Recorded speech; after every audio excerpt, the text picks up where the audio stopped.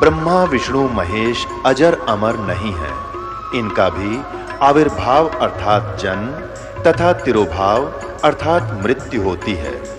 प्रमाण के लिए देखिए देवी भागवत महापुराण। ब्रह्मा, मैं, विष्णु और शिव ये तुम्हारी प्रभाव से जन्मवान है। हम तो जन्मवान है, हमारा तो जन्म होता है और मरते हैं, नित्य नहीं है, हम अविनाशी नहीं है। फिर इंद्रादि दूसरे देवता नित्य किस प्रकार हो सकते हैं? कृपया अवश्य सुनिए जगत गुरु तत्वदर्शी संत रामपाल जी महाराज के अमृत वचन।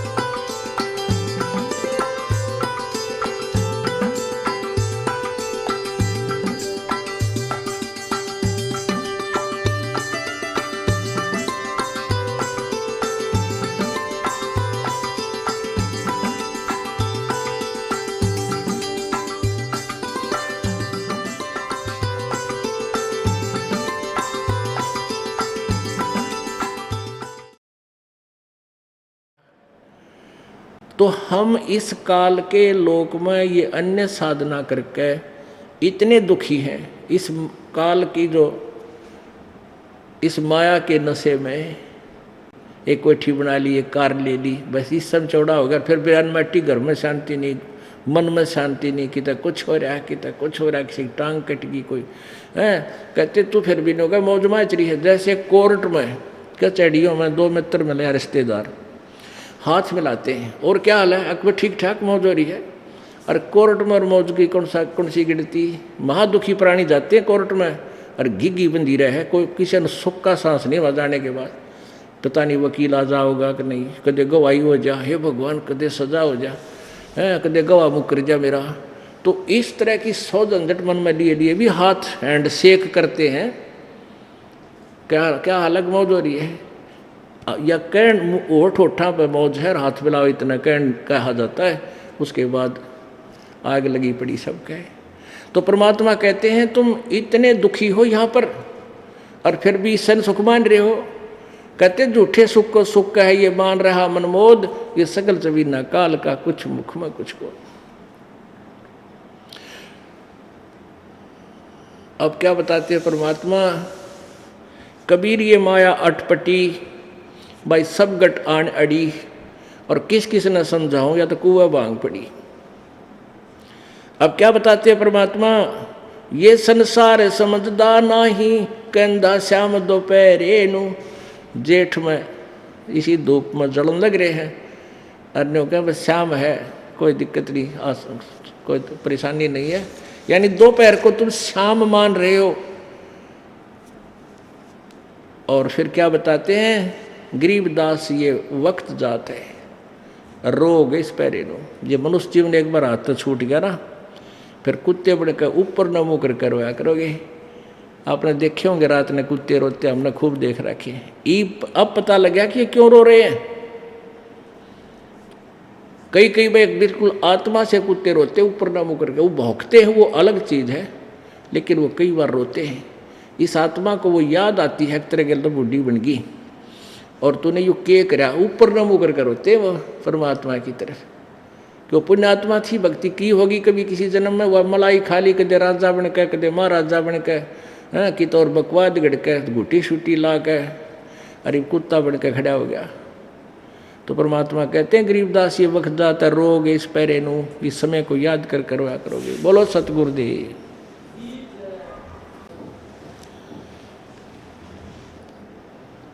कबीर राम नाम रटते रहो,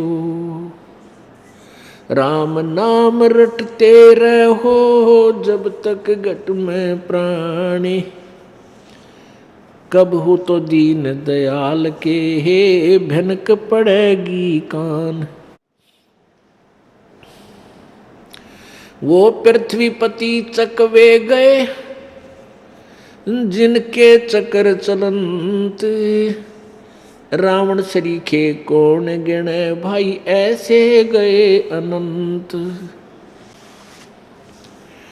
गरीब रत्न जड़ाऊ मंदिर है और लखियो जन स्थान, साकट सगाना भेटियो चाहे हो इंद्र समान।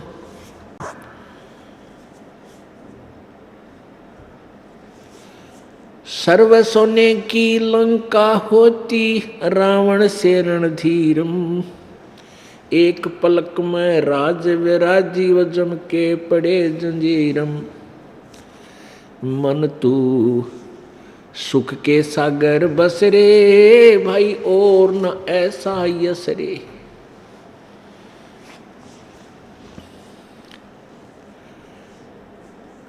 60,000 सगड़ के होते कपिल मुनीश्वर खाए। भाई 60,000 सगड़ के होते कपिल मुनीश्वर खाए। एक सपुत्र उत्तान पात का वो परमात्म पद पाए। मन तू सुख के सागर बस रे भाई और न ऐसा यस रे। उदय अस्त बिच चक्र चले थे ऐसी जन ठकुराई। उदय अस्त बिच चक्र चले थे ऐसी जन ठकुराई। चुनक ऋषि सुवर कल्प करी तब खोज न पाया राई। मन तू सुख के सागर बस रे भाई और न ऐसा यस रे। मन तू सुख के सागर बस रे और न ऐसा यस रे। दुर्योधन से राजा होते संग इकोतर भाई। दुर्योधन से राजा होते संग इकोतर भाई। 11 अक्षौणी संग चले थी व देही गीद न खाई। मन तू सुख के सागर बस रे भाई और न ऐसा यस रे। काशीपुरी कबीरा होते ताही लखोरे भाई। काशीपुरी कबीरा होते ताही लखोरे भाई। केसों से बन जा रे जिसके 9 लाख बलद आई। मन तू सुख के सागर बस रे भाई और न ऐसा यस रे। मन तू सुख के सागर बस रे भाई और न ऐसा यस रे। परम पिता परमात्मा पूर्ण ब्रह्म सारी सृष्टि के रचनहार कुल मालिक कबीर देव कबीर साहब कबीर परमेश्वर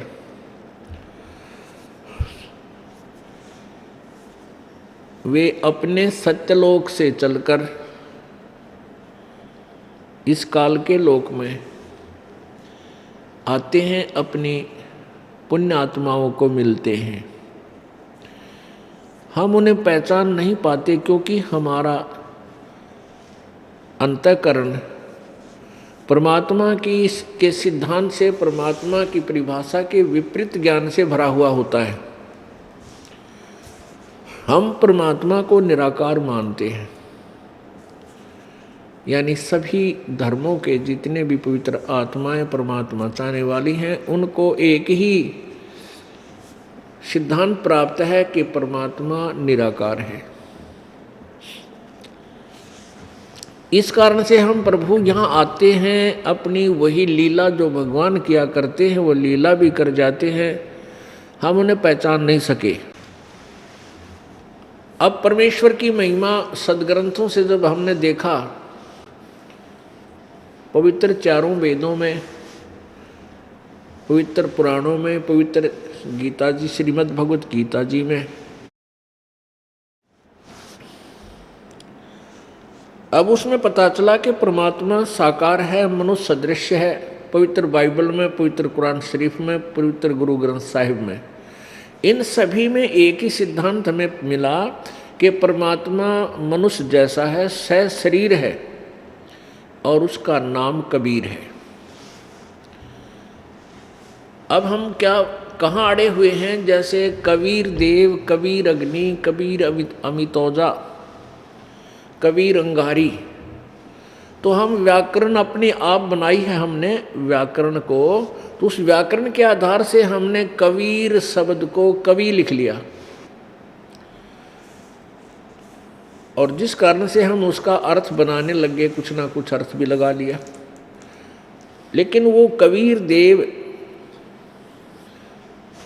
अब हम वेदों की भाषा से अगर ये कहें कि कवि नाम है उस परमात्मा का, कवि, तो भी वो परमात्मा वही है जो बनारस में आए थे 600 वर्ष पहले। अब हम उनका नाम कबीर रखा गया, कबीर। अब कबीर नाम रखा नहीं गया, परमात्मा ने रखवाया। जब परमेश्वर एक लीला करने आए थे, शिशु रूप धारण किया था, और उसको नीरू नीमा नाम के एक जुलाहा दंपति उठा ले गए थे। जब बच्चे का नामांकन करने का समय आया तो काजी कुरान शरीफ को लेकर आए और उसके आधार से नाम रखना चाहा, तो उसमें खोला, पृष्ठ खोलते ही कबीर शब्द निकला। और कबीर का अर्थ ये कहते हैं बड़ा, और उधर से जुलाहा जाति को मानते थे छोटा, तो जुलाहा जाति वाले और गरीब व्यक्ति के लड़के का नाम कबीर नहीं रख सकते।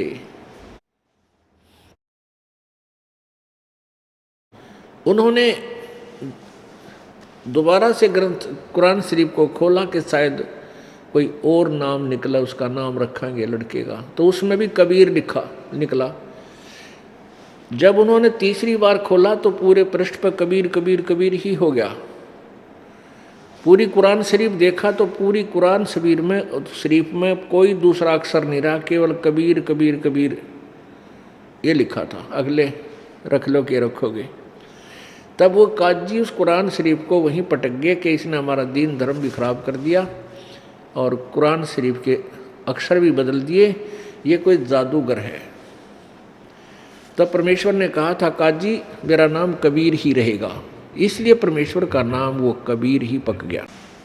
अल्लाह अकबर, अल्लाह कबीर, ये मुसलमान भाई इसका अर्थ करते हैं बड़ा भगवान। अल्लाह कबीर का अर्थ करते हैं बड़ा भगवान।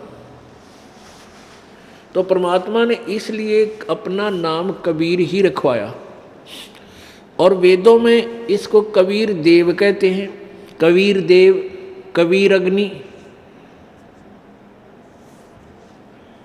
तो हम इसे कबीर देव कहने लगे, कबीर देव, कबीर देव।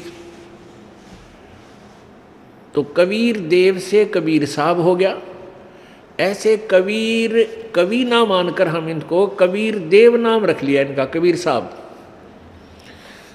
तो जैसे भी कहने का भाव ये है, ये वो परमात्मा है जो बनारस में 120 वर्ष रहे और एक जुलाहे की भी भूमिका की। ये वो पूर्ण परमात्मा है। आज सुबह के सत्संग में आप जी ने सुना कि कौन वो परमात्मा है जिसकी साधना से हम मोक्ष प्राप्त कर सकते हैं, पूर्ण मोक्ष। अब मोक्ष का क्या अर्थ होता है? मोक्ष का अर्थ होता है हम जन्म मृत्यु के झंझट से छूटें। अब जैसे ब्रह्म साधना से भी मोक्ष होता है, ब्रह्म साधना से मोक्ष होता है 1 कल्प तक। 1 कल्प कितना होता है? ब्रह्मा जी का 1 जीवन, ब्रह्मा की 1 उम्र, ये 1 कल्प होता है। तो पुण्यात्माओं, हमने जन्म मृत्यु से छुटकारा पाना है, उसके लिए हमने वो परमात्मा भी चुनना है जिससे हमारा मोक्ष हो। तो परमेश्वर कबीर देव की साधना यानी परम अक्षर ब्रह्म की साधना से हम पूर्ण मोक्ष प्राप्त कर सकते हैं। अभी तक हमें ये ज्ञान ही नहीं था कि कोई ब्रह्म से ऊपर कोई भगवान है, ब्रह्म से ऊपर कोई परब्रह्म भी है, कोई पूर्ण ब्रह्म भी है। जबकि हम अपने ज्ञान में, प्रवचनों में साधुजन, दूसरे ऋषिजन पूर्ण ब्रह्म का जिक्र भी करते थे, पार ब्रह्म का जिक्र भी करते थे, परमेश्वर भी बोलते थे, ईश्वर भी बोलते थे, ईश भी बोलते थे, परंतु उनको किसी प्रकार का कोई ज्ञान नहीं था। वो के बोल रहे हैं, और कौन ब्रह्म होता है, कौन परब्रह्म है, कौन पूर्ण ब्रह्म है, तो वो सभी अल्पज्ञ थे। कबीर देव, कबीर साहब ने, परमेश्वर जी ने आकर के स्वयं ही अपने यथार्थ ज्ञान को हम तक पहुंचाया। अब इस तत्व ज्ञान को, क्योंकि सुबह आपको बताया था कि काल भगवान को, जो 21 ब्रह्मांड का स्वामी है, ब्रह्मा विष्णु महेश के पिताजी हैं, इसको श्राप लगा हुआ है 1 लाख मानव शरीरधारी प्राणियों के शरीर का नियत आहार करने का। इस शरीर को तो हम फूंक देते हैं यहीं पर, या दफना देते हैं, गाड़ देते हैं, जैसे भी इसको 4 दाग के दौरान तहत समाप्त कर देते हैं। अब ये मन में शंका आएगी कि फिर खाता क्या है वो शरीर, तो हम यही समाप्त कर देते हैं, छोड़ जाता प्राणी। इस शरीर के अंदर एक और ऐसा ही एज इट इज शरीर है, ओरिजिनल, यानी सूक्ष्म शरीर बोलते हैं। ये ऊपर कवर है हमारे, जैसे सर्प के ऊपर कैंचुली होती है, सर्प के ऊपर वह कांजली सी होती है, उस सर्प उसमें से निकल जाता है तो वह कांचली जो होती है वह सर्प के आकार की होती है, लेकिन ओरिजिनल सर्प वो कोई और है। ऐसे ही हमारे अंदर जो ओरिजिनल हमारा शरीर है, ओरिजिनल तो नहीं कह सकते, इससे जिसके ऊपर ये चढ़ा हुआ है कवर, ये जो माता पिता से हमें मिलता है, ये स्थूल शरीर कहलाता है। इसके नीचे एक सूक्ष्म शरीर है, तो उसमें ये जीव है, और भी सूक्ष्म कारण, महाकारण, कैवल्य, कई शरीर इसके ऊपर चढ़ा रखे हैं पर आवरण, लेकिन इसके तुरंत बाद सूक्ष्म शरीर है, और उस सूक्ष्म शरीर का आकार मनुष्य सदृश ही है, मनुष्य जैसा ही एज इट इज रहता है। जब तक ये प्राणी दूसरे जीव के, दूसरे प्राणियों के शरीर में नहीं जाता, तब तक इसका शरीर एज इट इज मनुष्य जैसा ही रहता है।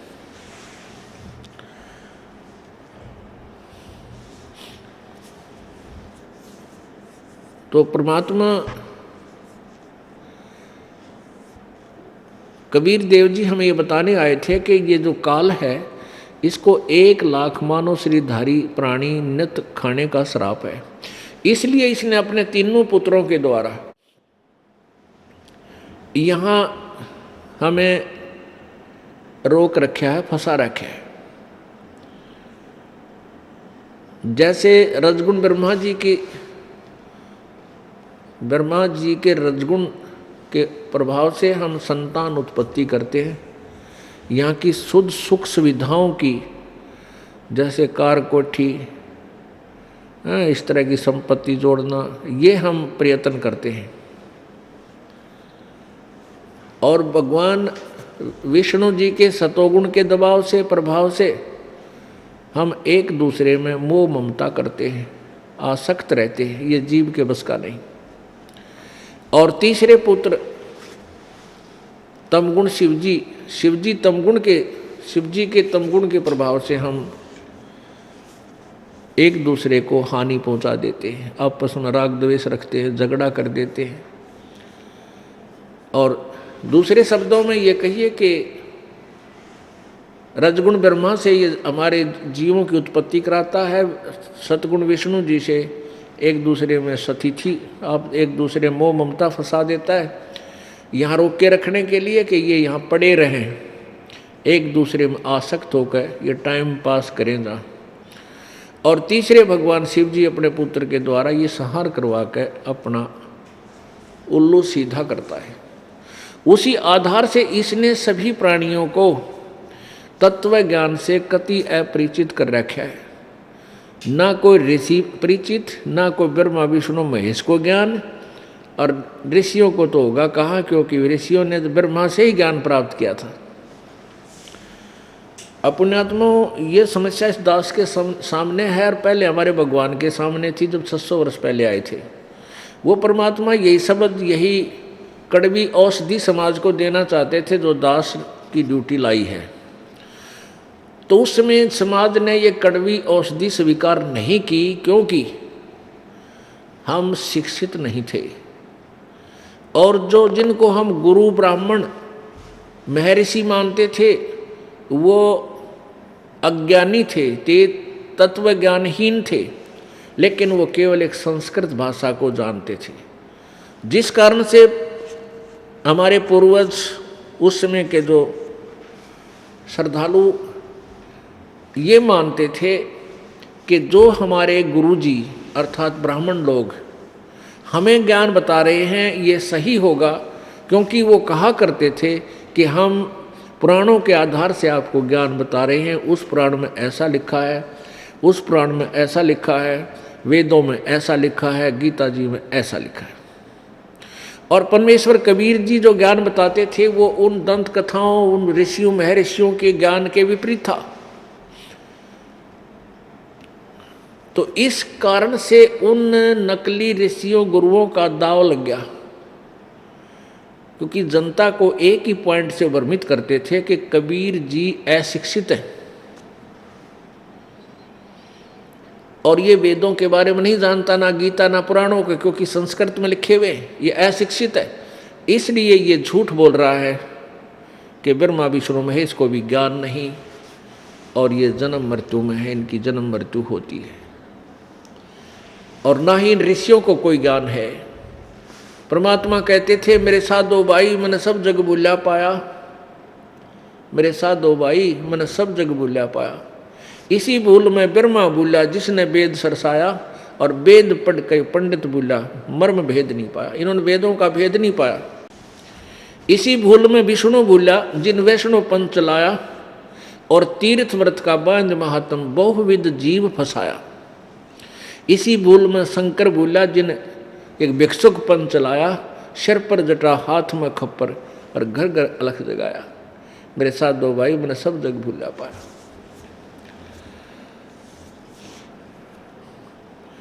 पुण्यात्माओं, ये शब्द परमात्मा 600 वर्ष पहले कहा करते, ब्रह्मा विष्णु महेश ने ज्ञान नहीं। तो ये एक कड़वी औषधि कुलीन थी समाज के लिए, और समाज बालक था, इसको खा नहीं सका, ईब खवाई जा रही है। अब ये समाज इसको कुनीन को स्वीकार कर रहा है, क्योंकि ये बुद्धिमान हो गया। बुद्धिमान मीन शिक्षित हो गया। और अब ये ग्रंथ हमारे पास हैं, जिन सदग्रंथों को हम ऑथेंटिक मानते थे, तो उन्हीं सदग्रंथों में आप देखिएगा कि ब्रह्मा भी भूला, तत्व ज्ञान से अपरिचित, विष्णु भी भूला और शिव जी भी भूला, इनको भी ज्ञान नहीं। इनको परमात्मा ने ज्ञान देना चाहा था, परंतु काल प्रेशर में आके इन्होंने परमात्मा की उस यथार्थ ज्ञान को, वाणी को स्वीकार नहीं किया। उसके विषय में परमेश्वर स्वयं कहते हैं, उसके विषय में परमेश्वर अपनी वाणी में कहते हैं, हम बैरागी ब्रह्मपद और सन्यासी महादेव ये सोहम मंत्र हमने दिया शिव जी को, यू करे हमारी सेव। कि हमने ब्रह्मा जी को भी, विष्णु जी को भी और शिव जी को भी कोई ज्ञान नहीं था। अब देखिएगा ये पवित्र श्रीमद् देवी भागवत जो निर्णय करेगी कि ब्रह्मा विष्णु महेश को भी कोई ज्ञान नहीं था, आध्यात्मिक ज्ञान नहीं था। देखिएगा श्रीमद् देवी भागवत गीता प्रेस गोरखपुर से प्रकाशित है। श्रीमद् देवी भागवत, संपादक हनुमान प्रसाद पोदार, चिमन लाल गोस्वामी। और ये कहाँ से प्रकाशित है? मुद्रक एवं प्रकाशक गीता प्रेस गोरखपुर, गोविंद भवन कार्यालय, कोलकाता का संस्थान। इसके 28 पृष्ठ पे आपको दिखाते हैं, 28 और 29 पे। 28 पृष्ठ संक्षिप्त देवी भागवत, पहला स्कंद, यहां से पढ़ेंगे। नारद जी ने कहा, महाभाग व्यास जी, तुम इस विषय में जो पूछ रहे हो, ठीक यही प्रश्न मेरे पिताजी ने अर्थात ब्रह्मा जी ने भगवान श्री हरि से किया था। देवा अधिदेव भगवान जगत के स्वामी हैं लक्ष्मी जी, उनकी सेवा में उपस्थित रहती हैं। दिव्य कौस्तुमणि उनकी शोभा बढ़ाती है। वे शंख चक्र और गदा लिए रहते, पीताम्बर धारण करते हैं, 4 भुजाएं हैं। वक्ष स्थल पर श्री वत्स का चिन्ह चमकता रहता है। वे चराचर जगत के आश्रय दाता है, जगत गुरु एवं देवताओं के भी देवता। ऐसे जगत प्रभु भगवान श्री हरि महान तप कर रहे थे, उनकी समाधि लगी थी। यह देखकर मेरे पिता ब्रह्मा जी को बड़ा आश्चर्य हुआ। उन्होंने उनसे जानने की इच्छा प्रकट की। ब्रह्मा जी ने पूछा, प्रभु आप देवताओं के अध्यक्ष, जगत के स्वामी, ये विष्णु जी को सब कुछ मान रहे, नारद और ब्रह्मा, भूत भविष्य एवं वर्तमान सभी जीवों के एकमात्र शासक हैं। भगवान फिर आप क्यों तपस्या कर रहे हैं और किस देवता की आराधना में ध्यान मगन है? मुझे असीम आश्चर्य तो ये हो रहा है कि आप देवेश्वर एवं सारे संसार के शासक होते हुए भी समाधि लाए बैठे हैं। अब ब्रह्मा जी के विनीत वचन सुनकर भगवान श्री हरि उनसे कहने लगे, ये पहला स्कंद है, उनसे कहने लगे, ब्राह्मण सावधान होकर सुनो, मैं अपने मन का विचार व्यक्त करता हूँ। देवता, दानव और मानव सब यही जानते हैं कि तुम सृष्टि करते हो, मैं पालन करता हूँ और संकर संहार क्या करते, किंतु फिर भी वेद के पारगामी पुरुष अपनी युक्ति से सिद्ध करते हैं कि ये रचने, पालने और संहार करने की योग्यता जो हमें मिली है, इसकी अधिष्ठात्री शक्ति देवी है।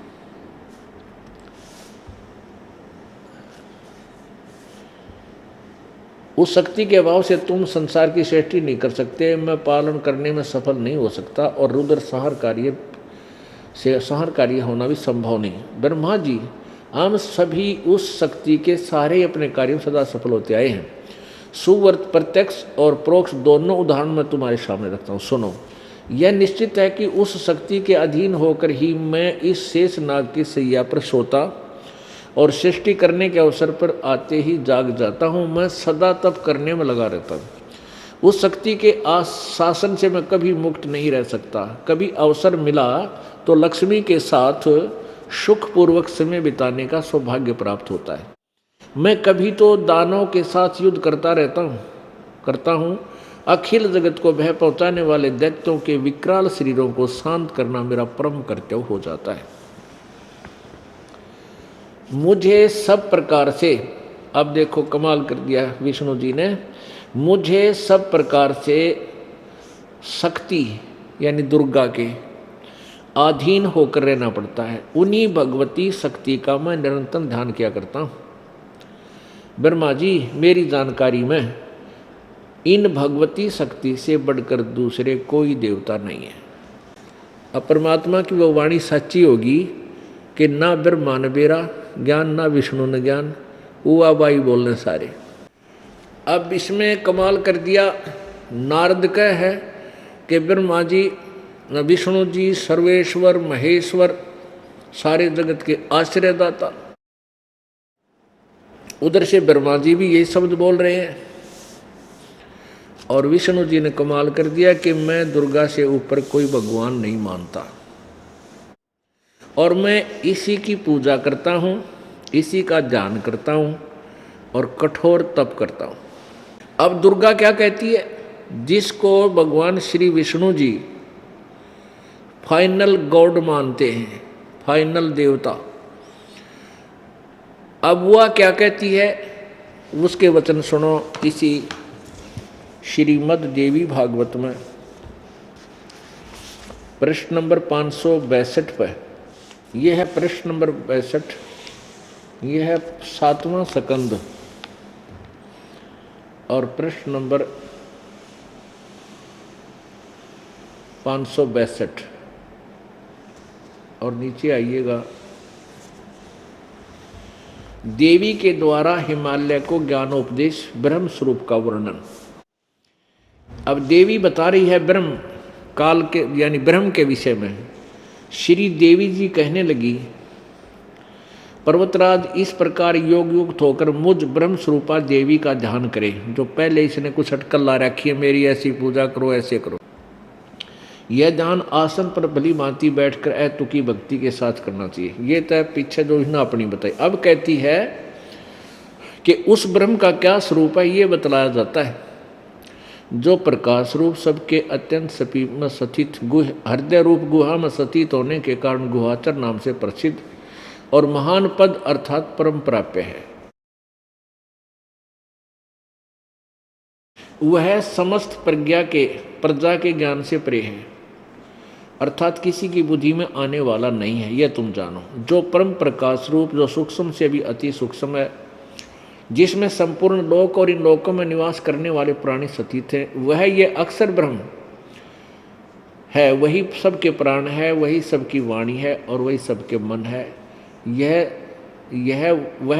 परम सत्य और अमृत अविनाशी तत्व है। सौम्य उस वेदने योग्य लक्ष्य को तुम वेदन करो, मन लगाकर उसमें तन्मय में हो जाओ।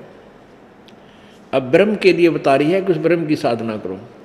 सौम्य उपनिषद में कथित महान अस्त्र रूप धनुष लेकर उस पर उपासना द्वारा तीक्ष्ण किया हुआ बाण संधान करो और फिर भावानुगत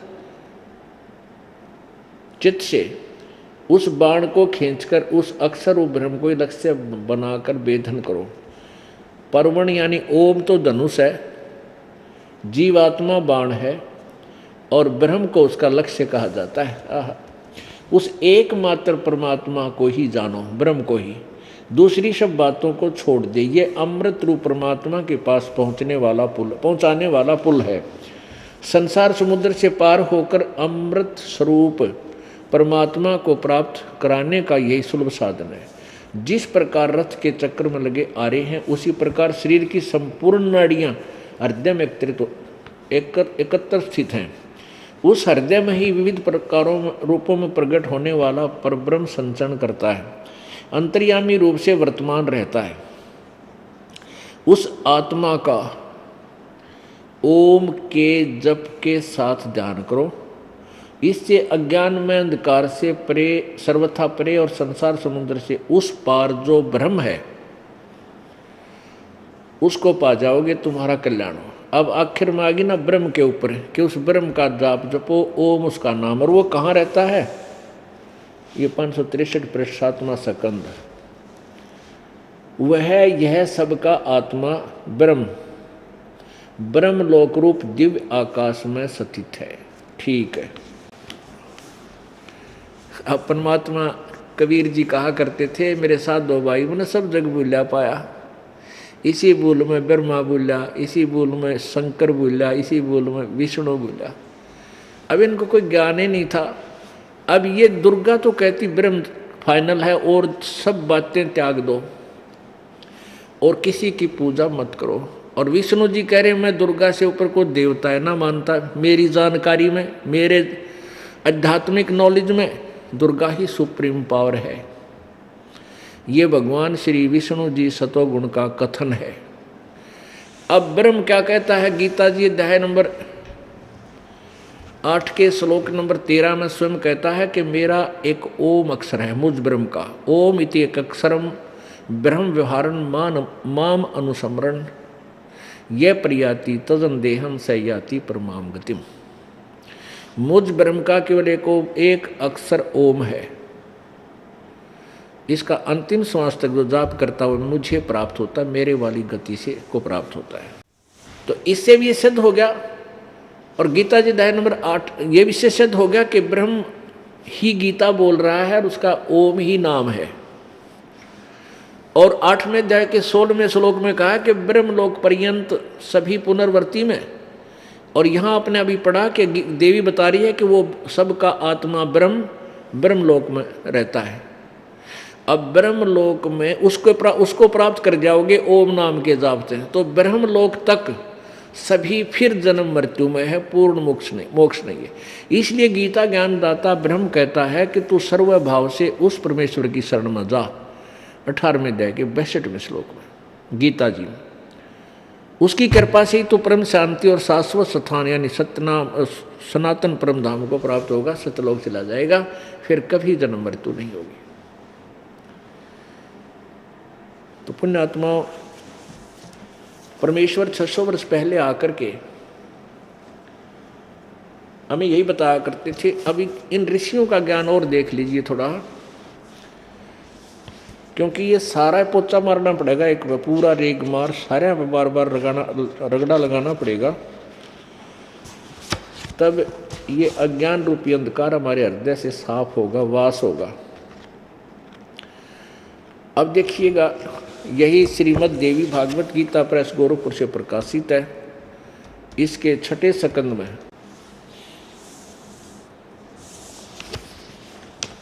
ये 6ठा स्कंद है, पृष्ठ 414 पे है।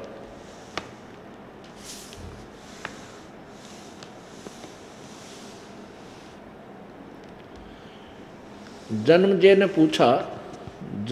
जय ने पूछा महाभाग किस युग में, व्यास जी से पूछा किस युग में कैसा धर्म का स्वरूप है, इस संपूर्ण विषय को विशेष रूप से बताने की कृपा कीजिए। व्यास जी बोले, ये राइटर है चारों वेदों का, व्यास जी चारों पवित्र वेदों का, पवित्र गीता जी का, पवित्र 18 पुराणों का ये राइटर है, लेखक। अब व्यास जी कह रहे हैं, राजन यह निश्चय है कि सतयुग में ब्राह्मण वेद के पूर्ण विद्वान थे। उनके द्वारा निरंतर भगवती जगदम्बा की आराधना होती थी। भगवती का दर्शन करने के लिए उनका मन सदा ललायित रहता था। अब ये है सतयुग के ब्राह्मणों जो पूर्ण विद्वान थे वेद के, जो वेद के पूर्ण विद्वान माने जाते थे, और वो कहते हैं दुर्गा की पूजा करते थे। दुर्गा ने क्या बताया है वो आपने पढ़ लिया कि ब्रह्म की पूजा करो और सब त्याग दो।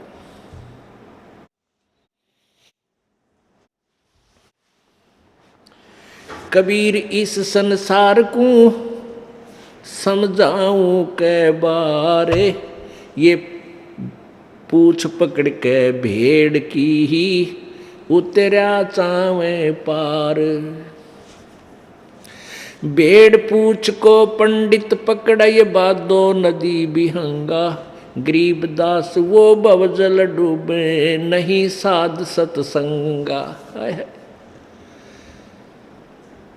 परमेश्वर कबीर जी तथा उन्हीं की प्रिय आत्मा, उनसे के ज्ञान से परिचित हो जाने के उपरांत आदरणीय गरीबदास साहिब जी एक ही ज्ञान प्रचार हमें ज्ञान बता रहे हैं। परमात्मा कह रहे हैं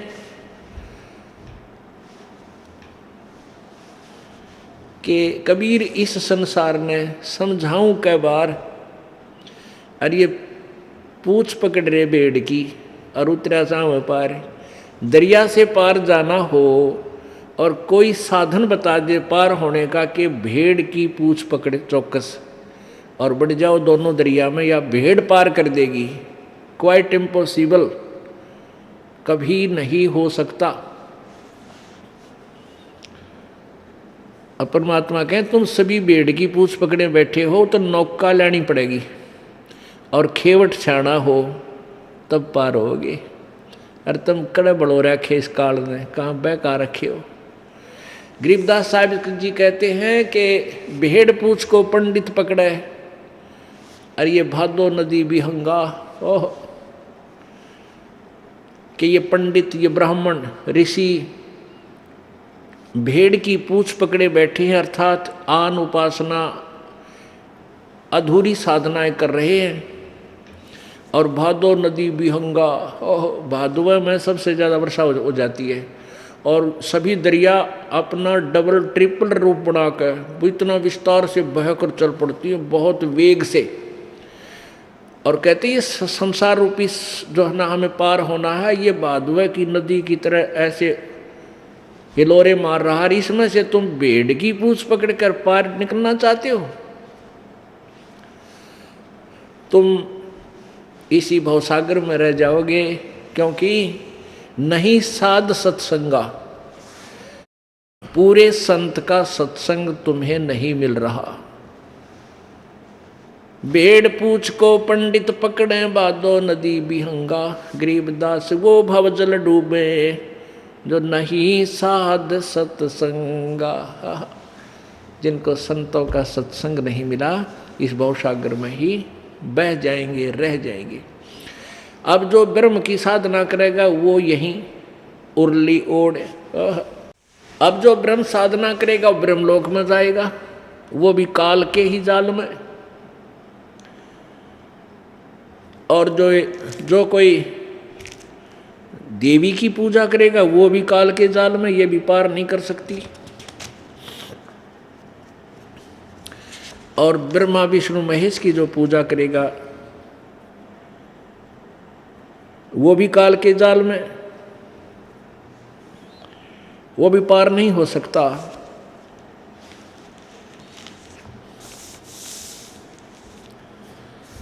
तो फिर पार कौन होगा बताते हैं। इसलिए गरीबदास साहिब जी बताना चाहते हैं, कोई है रे परले पार का जो भेद कहे झनकार का। अब जैसे ये पंथ चल रहे हैं 2-3, ये के क्रिया बताए हैं, आंख कान बंद करके और इसमें सुनो, आवाज़ें आवेंगी, घंटी सी बाजेंगी, कि तो शंख बाजेगा, कि तो और आवाज़ आवेंगी। तो ये अनहद धुन सुनो और इससे तुम पार हो जाओगे। अनहद जो धुन है, अनहद नाद है, उसको सुनते ही तुम समझो अपने आप को पार समझ लो। अब क्या बताते हैं कि कोई पूर्ण संत बतावेगा, क्योंकि कबीर परमेश्वर जी ने अपने अमृतवाणी में करने नो दीदार महल में प्यारा है, एक परमेश्वर का पद है, शब्द है।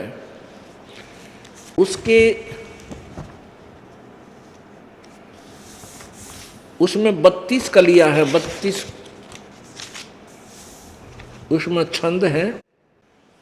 उसमें क्या बताया है, अब ये एक तो राधा स्वामी पंथ है, एक धन धन सतगुरु पंथ, ये एक ही कुएं का पानी है। क्योंकि ये धन धन सतगुरु पंथ भी इस राधा स्वामी पंथ से ही अलग हुए हैं। इन्होंने अपने नामों को बदल लिया, मंत्र उपदेश के मंत्र हैं वो चेंज कर लिए, 3 राख लिए, 5 नहीं रखे। और जय गुरुदेव है आगरा में, वो भी उस मथुरा में, वो भी उसी कुएं का जल है, राधा स्वामी वाले का। अब उन्होंने राधा स्वामी पंथ वालों ने परमात्मा कबीर जी की वाणी से एक शब्द ले लिया, करने नो दीदार महल में प्यारा है। उसका अनुवाद आधी करके उसके हिसाब से अटकलसी ला के उन्होंने अपना एक बहुत बड़ा पंथ ग्रुप तैयार कर लिया, लाखों करोड़ों की संख्या में।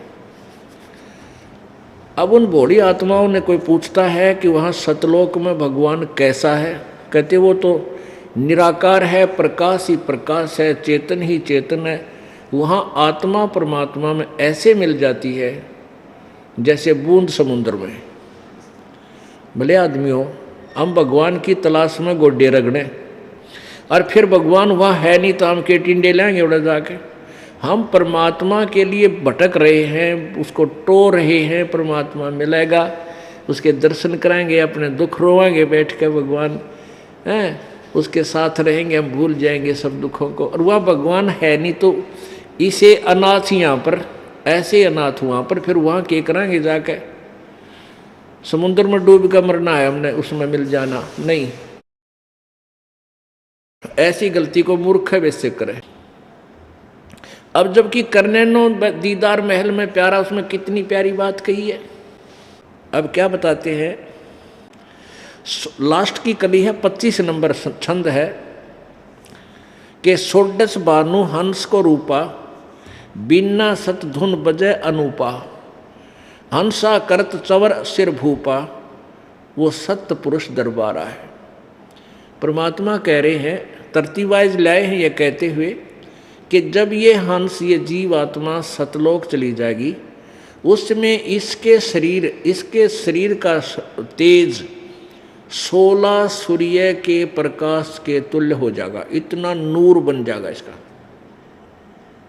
और वह अपने भूप माने मालिक, राजा, स्वामी, कबीर भगवान उस सतपुरुष के सिर पे चंवर करेगी सतलोक में जाके।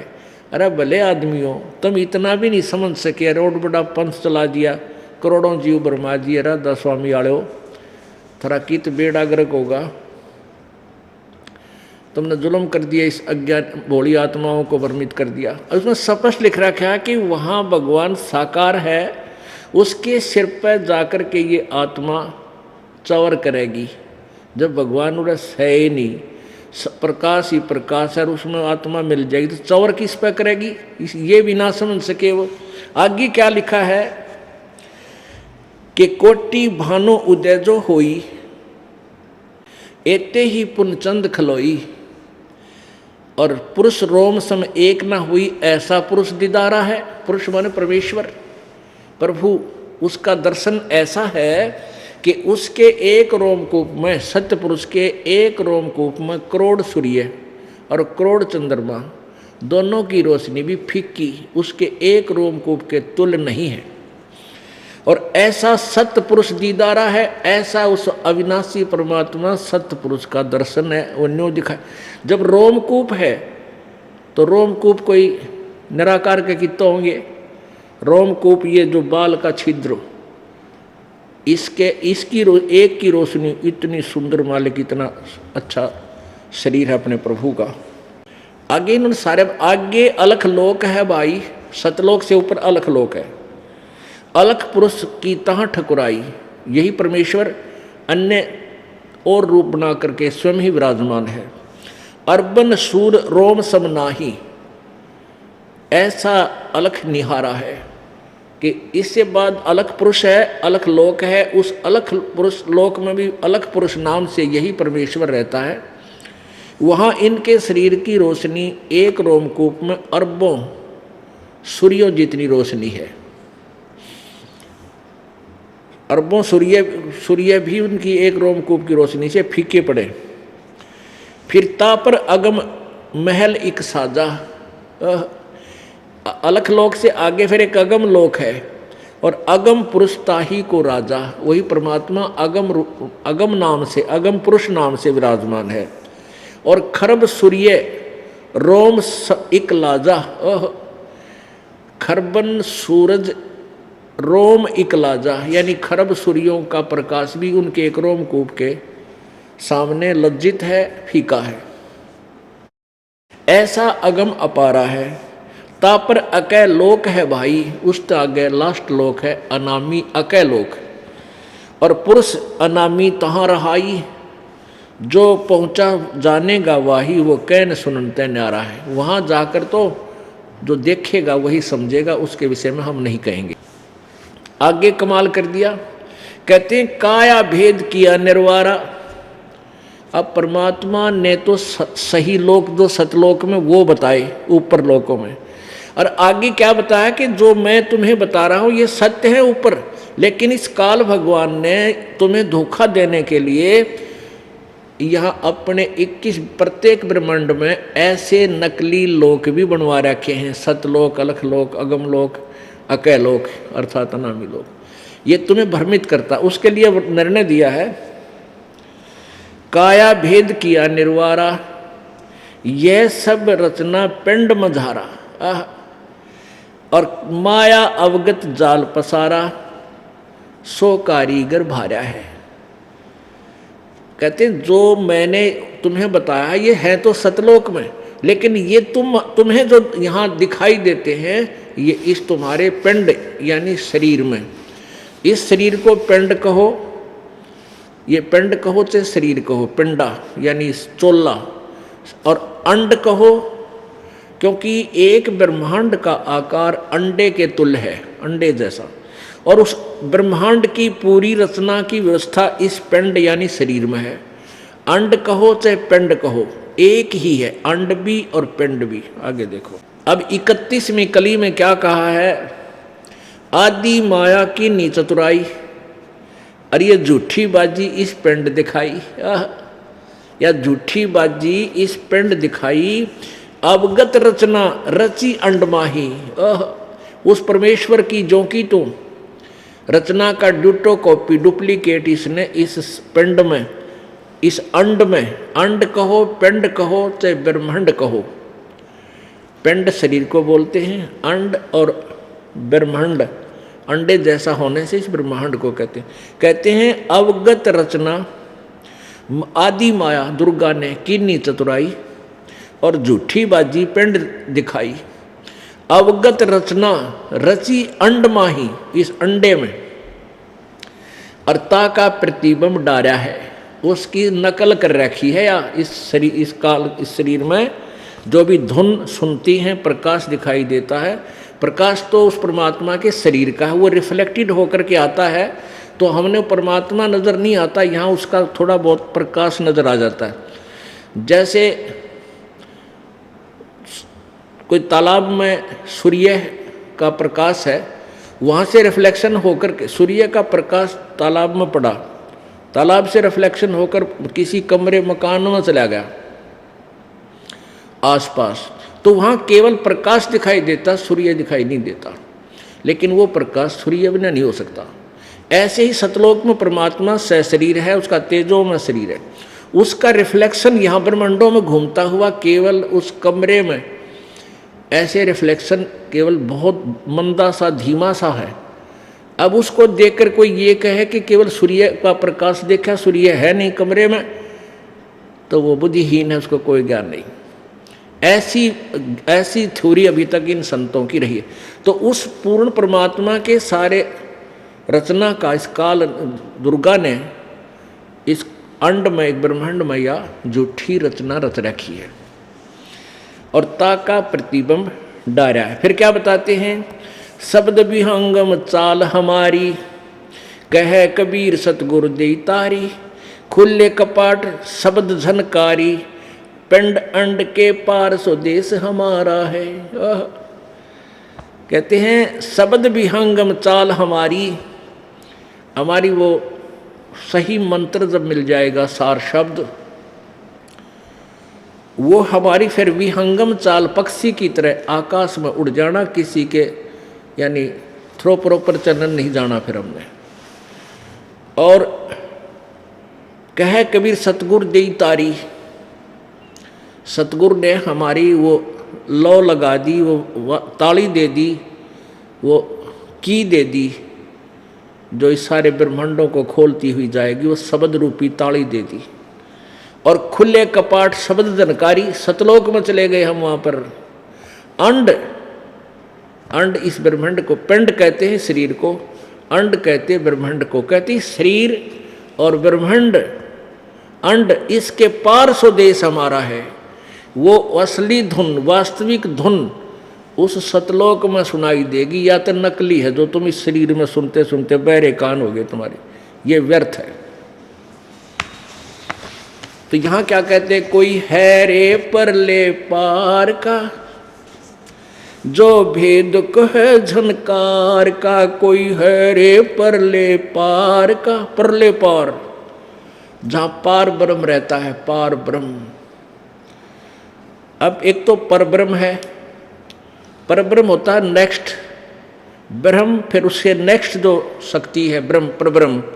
एक पार ब्रह्म, पार बने सब आगे वाला, सबसे पार, परले पार, यानी टॉप मोस्ट सुप्रीम गॉड, वो पार ब्रह्म कहा संतों ने। कोई है रे परले पार का जो भेद कहे झनकार का। उस धुन का भेद बताओ, आओ मेरे सामने, कौन सा हो परले पार का। ये नकली का, इनमें सुनने वाली ये नकली धुन है। कहते हैं वार, वार माने उर्ली साइड में, काल के ही जाल में।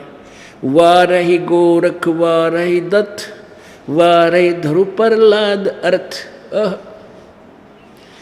वार ही गोरख वार ही दत्त, दत्तात्रेय जी, दत्त माने दत्तात्रेय, और गोरख भी वार ही है, इस काल के जाल में ही है। वार ही गोरख वार ही दत्त वार ही ध्रुव प्रहलाद अर्थ। ये ध्रुव और प्रहलाद की भी सती थी इसी स्थान पर, उर्ली वार है, प्रपारनी हुई। वार ही सुखदेव वार ही व्यास वार ही पाराशर प्रकाश वार ही दुर्वासा दरवेश वार ही नारद सारद शेष। वार ही भर्तरी गोपी चंद वार ही सनक सनंदन बंध। ये भर्तरी गोपी चंद भी उर्ली ओढ़ ही है, पार नहीं है ये। वार ही ब्रह्मा वार ही इंद वार ही शेष कला गोविंद वार ही शिव शंकर जो शंभ वार ही धर्मराय आरंभ वार ही धर्मराय धर धीर परम धाम पहुँचे है कबीर। वार ही रग यदुर्शाम अथर वेद परम धाम नहीं लयहा वेद।